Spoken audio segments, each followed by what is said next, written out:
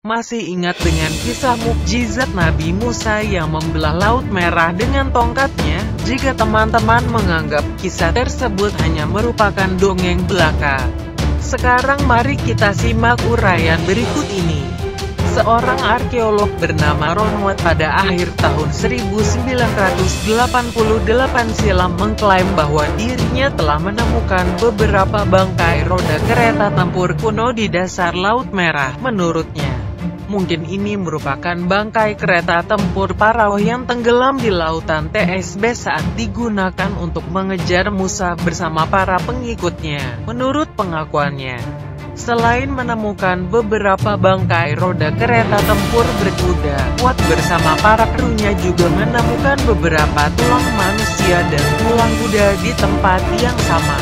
Temuan ini tentunya semakin memperkuat dugaan bahwa sisa tulang belulang itu merupakan bagian dari kerangka para bala tentara Parao yang tenggelam di Laut Merah.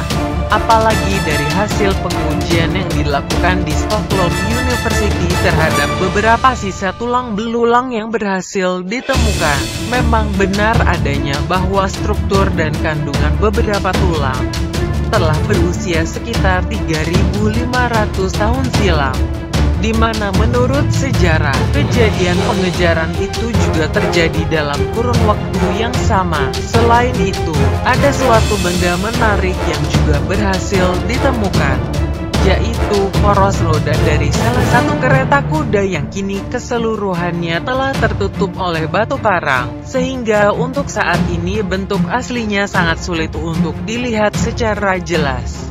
Mungkin Allah sengaja melindungi benda ini untuk menunjukkan kepada kita semua bahwa mukjizat yang diturunkan kepada abi-abinya merupakan suatu hal yang nyata dan bukan merupakan cerita karangan belaka.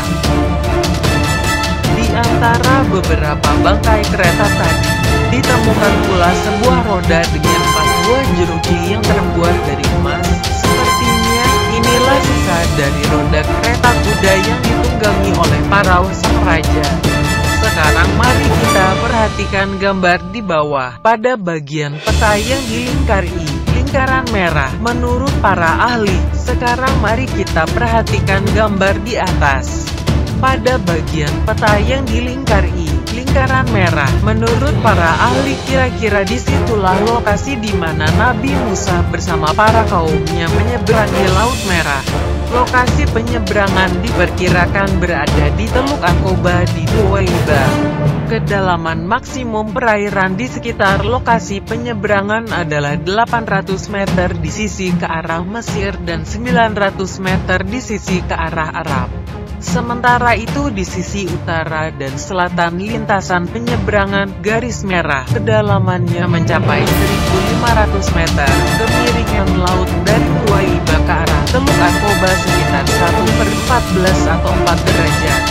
Sementara itu dari Teluk Nuweiba ke arah daratan Arab sekitar 1/10 atau 6 derajat.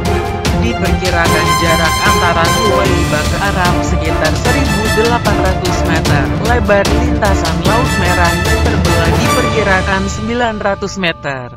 Dapatkah kita membayangkan berapa gaya yang diperlukan untuk dapat membelah air laut hingga memiliki lebar lintasan 900 meter dengan jarak 1.800 meter pada kedalaman perairan yang rata-rata mencapai ratusan meter untuk waktu yang cukup lama, mengingat pengikut Nabi Musa yang menurut sejarah berjumlah ribuan. Menurut tulisan lain diperkirakan jaraknya mencapai 7 km. Dengan jumlah pengikut Nabi Musa sekitar 600.000 orang dan waktu yang ditempuh untuk menyeberang sekitar 4 jam. Menurut sebuah perhitungan, diperkirakan diperlukan tekanan gaya persatuan luas sebesar 2.800.000 Newton per meter persegi atau setara dengan tekanan yang kita terima jika menyelam di laut hingga kedalaman 280 meter. Jika kita kaitkan dengan kecepatan angin, menurut beberapa perhitungan, setidaknya diperlukan hembusan angin dengan kecepatan konstan 30 meter. detik 108 km per jam sepanjang malam untuk dapat membelah dan mempertahankan belahan air laut tersebut dalam jangka waktu 4 jam. Sungguh luar biasa, Allah Maha Besar, penyelam yang menemukan bangkai kereta dan roda.